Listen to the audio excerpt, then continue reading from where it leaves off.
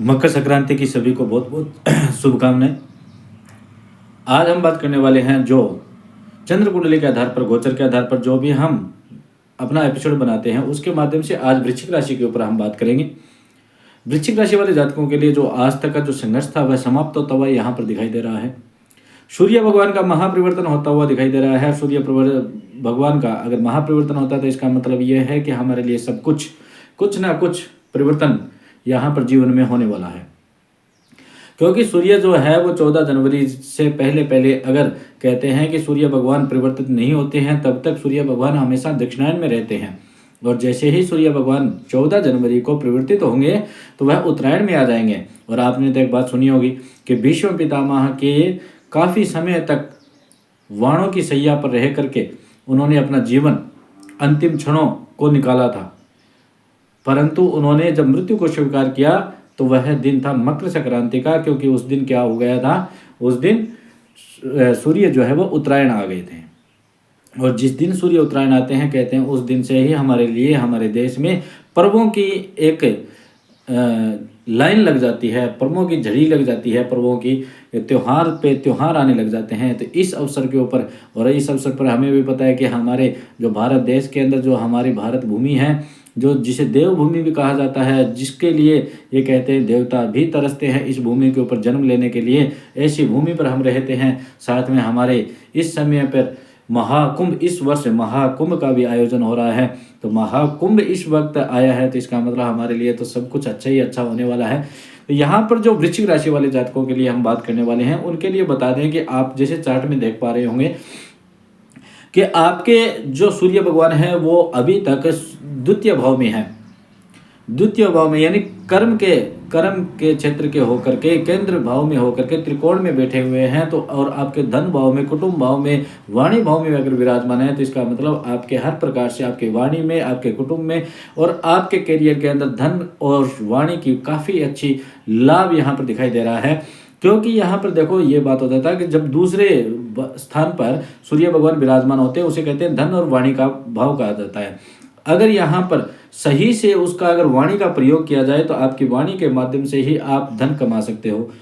आपने ये चीज़ नोट भी की होगी, अगर किसी के वृश्चिक राशि वाले जातकों ने अगर ऐसा कुछ अनुमान लगाया होगा कि उनके वाणी के माध्यम से ही कुछ लोग प्रभावित ज़्यादा हो रहे हैं, यानी उनके अगर क्रोध ना करने पर, अगर वो क्रोध नहीं कर रहे हैं और ईर्ष्या भाव नहीं रख रहे हैं, किसी प्रकार से किसी व्यक्ति से द्वेष नहीं कर रहे हैं, अगर वह प्रेम से और अपनी वाणी को सोच समझ करके अगर उपयोग में ले रहे हैं तो ऐसे व्यक्ति, वृश्चिक राशि वाले जो जातक हैं, ऐसे व्यक्ति लोगों को प्रभावित करने में बहुत ज़्यादा सफल होते जा रहे हैं। और वाणी के माध्यम से वो अपने कैरियर की ओर उन्नति कर रहे हैं। वाणी के माध्यम से उनके ऊपर धन की वर्षा हो रही है। यहाँ पर धन की वर्षा आपके वाणी के माध्यम से होती हुई दिखाई दे रही है। परंतु अब अगर आपने क्रोध किया, वाणी के ऊपर नियंत्रित नहीं किया, तो यही चीज़ पलट करके उल्टी हो जाती है। इसीलिए कहते हैं कि जो भी ग्रह नक्षत्र अपना फल देते हैं ना, तो वह हमें ये शिक्षा देते हैं कि हमें ऐसा ना करके ऐसा करना चाहिए। वैसा करने से हम किसी भी व्यक्ति से हम शत्रुता भी कर सकते हैं और किसी भी व्यक्ति से मित्रता भी कर सकते हैं। वह किस पर डिपेंड करती है, वह हमारे व्यवहार पर डिपेंड करती है। हमें इस चीज़ को हमारी सोचन क्षमता पर यह डिपेंड करती है कि हमें किस प्रकार का, कैसे, कौन से व्यक्ति के साथ में कैसा व्यवहार करना चाहिए। तो सूर्य भगवान जो है ना, जब भी दूसरे स्थान में आते हैं ना, तो ये क्या कहते हैं, वाणी के अंदर थोड़ी क्रूरता पैदा कर देते हैं, कटुता पैदा कर देते हैं। उसी चीज़ को हमें ध्यान में रखना है। साथ साथ में ये वाणी के माध्यम से धन भी देते हैं। आपके धन और सुख और समृद्धि की काफ़ी अच्छी लाभ यहाँ पर 14 दिसंबर से लेकर के 14 जनवरी तक दिखाई दे रहे थे, और 14 जनवरी के बाद में भी आपको यहाँ पर लाभ देता हुआ सूर्य भगवान दे रहा है, क्योंकि 14 जनवरी के बाद में सूर्य भगवान आपके तृतीय स्थान पर आ जाएंगे, मकर राशि में प्रवेश कर जाएंगे, जिसके कारण से मकर संक्रांति मानी जाती है। और तृतीय स्थान जो है वो साहस का, आत्मविश्वास का होता है, हमारे परिवार का होता है। तो किसी प्रकार से कोई दिक्कत नहीं है, कोई डरने वाली समस्या नहीं है। तो यहाँ पर ये बात बताइए आप मेरे को कि आपको हर प्रकार से लाभ ही लाभ मिलता हुआ दिखाई दे रहा है। कार्य में सम्मान, उन्नति, करियर, नौकरी, प्रमोशन में लाभ, साहस, आत्मविश्वास बढ़ेगा आपका, और अर्थ की यानी धन की काफ़ी प्राप्ति होगी आपको। वाहन, प्रॉपर्टी खरीद में लाभ, परिवार के द्वारा आपको सपोर्ट मिल सकता है। निर्णय लेने में आप सक्षम होने लग जाओगे। सुख और समृद्धि की आपको प्राप्ति होगी। तो बताइए किस बात की कमी है आपको हर प्रकार से हर वस्तु यहाँ पर सूर्य भगवान देते हुए दिखाई देंगे, परंतु भैया सूर्य आपका अच्छा होना चाहिए। दूसरी बात है, यहाँ पर जो हम बात करते हैं वो वृश्चिक राशि की जो बात कर रहे हैं अभी, वो गोचर के अनुसार कर रहे हैं, नाम राशि के आधार पर कर रहे हैं भैया। तो यहाँ पर आप ये भी जानते होंगे कि इस देश के ऊपर, इस भूमि के ऊपर वृश्चिक राशि के लाखों करोड़ों लोग होंगे, सबके ऊपर तो एक जैसा प्रभाव पड़ेगा नहीं।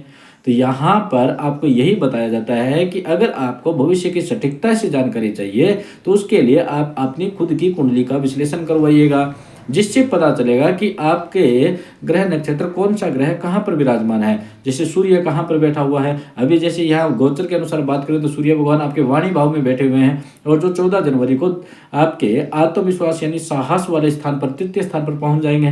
परंतु अगर आपके खुद के कुंडली के अंदर अगर सूर्य कहीं अन्य स्थान पर बैठे हुए हैं, जो अच्छा स्थान नहीं माना जाता, या फिर किसी पाप ग्रह से दृष्ट है, तो ऐसा फल नहीं मिलता है। फिर आप कहोगे शास्त्री जी या आप तो सही नहीं बता रहे हो, हमारे साथ में तो ऐसा होता ही नहीं है, हमारे तो ये समस्या है। वैसे वृश्चिक राशि वाले जातकों के लिए तो ये भी तो खुशखबरी है, क्योंकि उनके जो ढैया चल रहा था वह भी इस 2025 के अंदर समाप्त होता हुआ दिखाई दे रहा है। जो संघर्ष के दिन थे वो समाप्त होते हुए यहाँ पर दिखाई दे रहे हैं। परंतु भैया आपकी खुद की कुंडली का भी तो विश्लेषण करवाना होगा। कई बार क्या हो जाता है ना, हमने एक चीज देखी है कि आपका नाम तो वृश्चिक राशि पर है, परंतु आपका अगर जन्म डेट ऑफ बर्थ के माध्यम से देखें तो कोई दूसरा नाम मिलता है। यानी ये घर के परिवार के द्वारा अगर कोई नाम अलग रख दिया जाता है, हमारा जन्म का नाम कुछ अलग होता है, तो भैया उसका भी तो आपको पता है कि हमेशा प्रसिद्ध नाम का भी तो आपको इफेक्ट मिलेगा, और आपकी जन्म राशि का भी आपको इफेक्ट मिलेगा, क्योंकि जन्म राशि हो गई, जन्म का लग्न हो गया, फिर उसी का नक्षत्र हो गया, उसके स्वामी हो गए, इन सब का भी तो आपको रिजल्ट मिलेगा ना।